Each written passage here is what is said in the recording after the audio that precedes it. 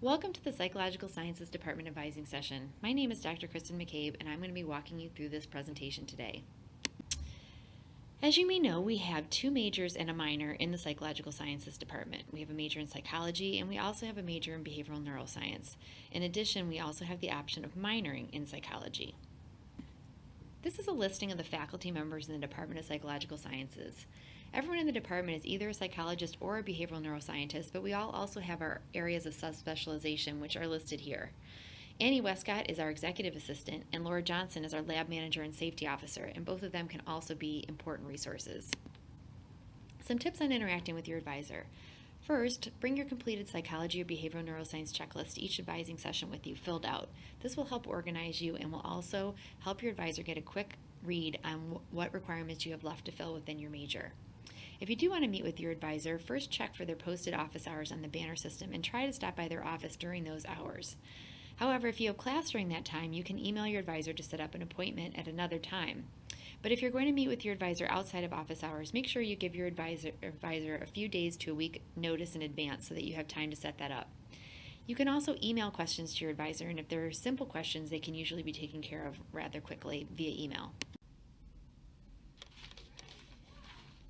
Everyone needs at least 124 units total to graduate.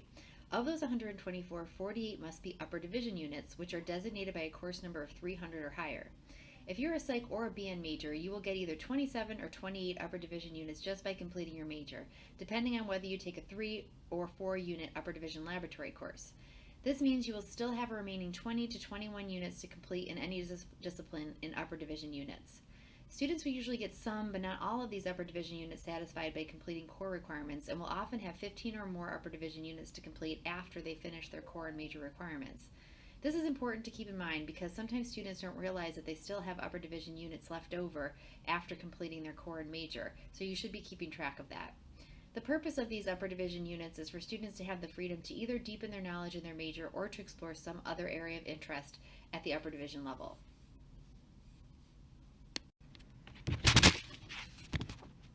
If you're a psychology major, the psychology course checklist will be an important resource for you. It lists everything you will need to satisfy in order to complete your psych major, and it should be a useful guide. Remember that you're going to be following the guidelines of the bulletin that was in effect when you declared your major. So if you declared your major in 2015, for example, you will be under the guidelines of the 2015 bulletin, but if you declared in 2016, you'll be under the 2016 bulletin. If you're not sure what year you declared, it's listed in your record in Degree Works, and your Degree Works will reflect the requirements from your particular bulletin. If you're a behavioral neuroscience major, the BN checklist will be an essential resource for helping you navigate through the major course requirements.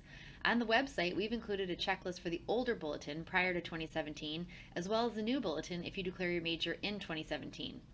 On one side of this checklist, the required courses are listed and the required prerequisites are in parentheses. The courses listed at the top are those that are required as preparation for the major.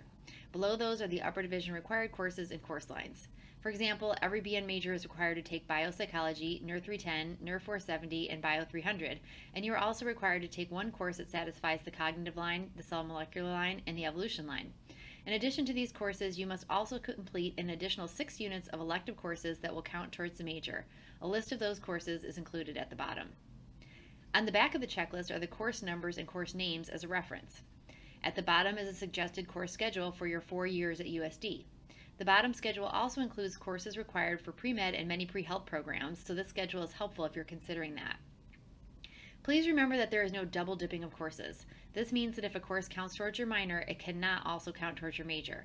For example, if you are a chemistry minor and you're taking biochemistry as part of your minor, it cannot count towards your BN major. You must print out and bring the BN course checklist to every meeting with your advisor.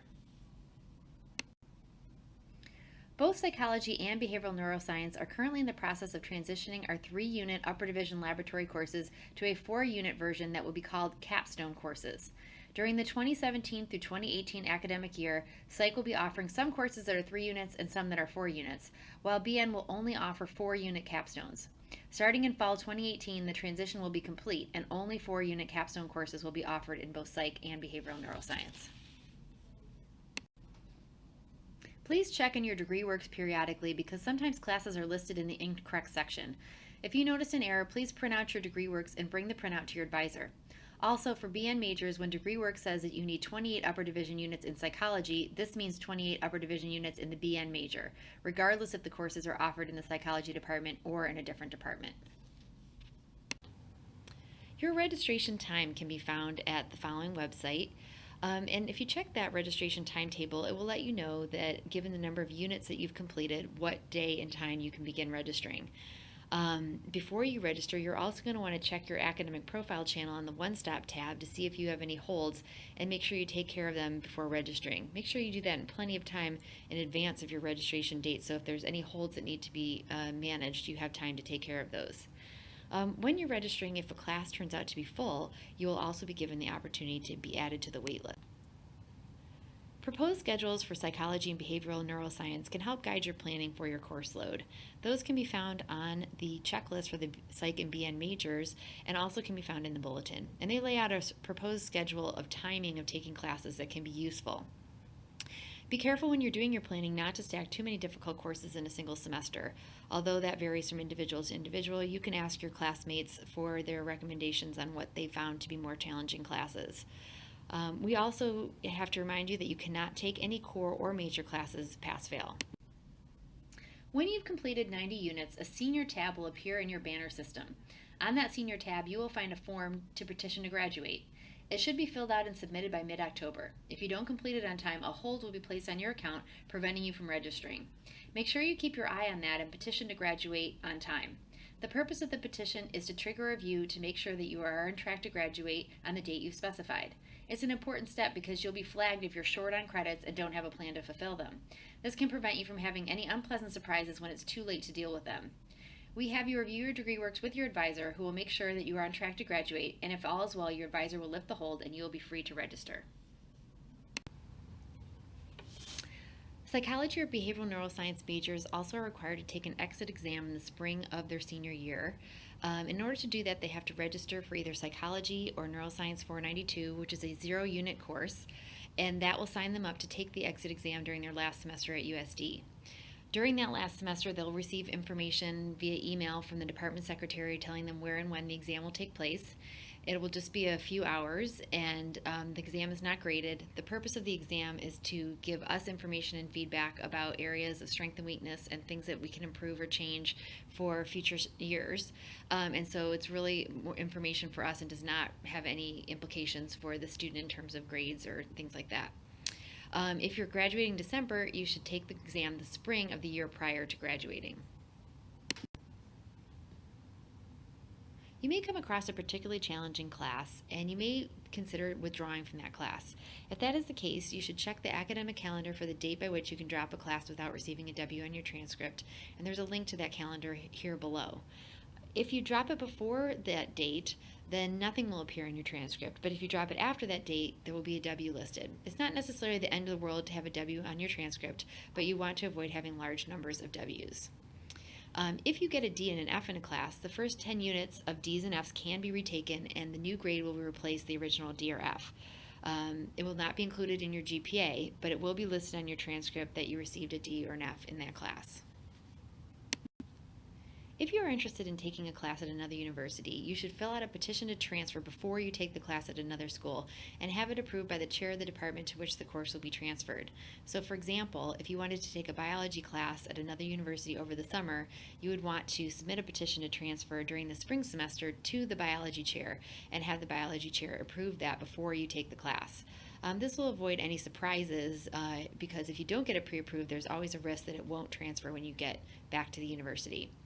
Another thing to keep in mind is that you need to take the last 30 units before you graduate at the University of San Diego, which is called the residency requirement, and exceptions to that would have to be approved by the dean. You should also keep in mind that you have to take upper division courses to satisfy upper division requirements. This is particularly a problem at community colleges, which don't offer upper division units. So if you were to take developmental psychology at a community college, it would not fulfill the USD developmental psychology requirement because our requirement is an upper division requirement. So make sure that you've got the right level of course to satisfy our requirements. It's also important to keep in mind that your transfer course GPA will not count towards your USD GPA. If you're interested in studying abroad, which we highly recommend and encourage, please make sure that the program selected offers courses that are going to fill your required courses. And it's important to keep that in mind in planning because some study abroad locations have very limited offerings in psychology and particularly in behavioral neuroscience. So sometimes when students want to study abroad, they may think about saving core courses for abroad that may be actually more available in the sites that they are going to be attending. There are some programs in Cork, Ireland, and Vienna, Austria, some in New Zealand and Australia that do offer some courses that fulfill some BN requirements, but it's important to kind of plan in advance and make sure that you're going to have some courses that will count towards your graduation. One caution is not to take biopsychology abroad because we do not accept that as a transfer course. There are lots of opportunities to get involved in research at USD. It's not required, but we do highly recommend that you take advantage of these opportunities and also, if possible, to start early. You can start as early as freshman or sophomore year in getting involved in research with a faculty mentor, and there are ways to get academic credit for it. So you can get academic credit for working with the USD faculty member through either Psychology 496 or 499 or Neuroscience 496 or 499. A good way to get started if you're interested in doing this is to look at our department website and look at the faculty research interests that are listed there.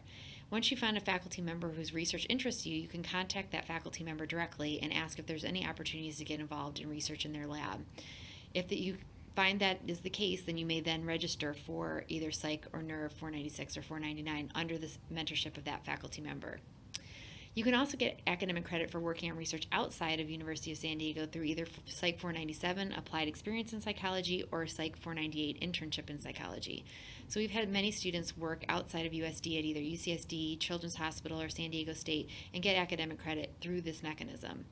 If you're interested in doing that, please contact either me, Kristen McCabe, or Dr. Chiyama, and we can give you further information about how to do that. Some programs that fund student research can also be important to be aware of.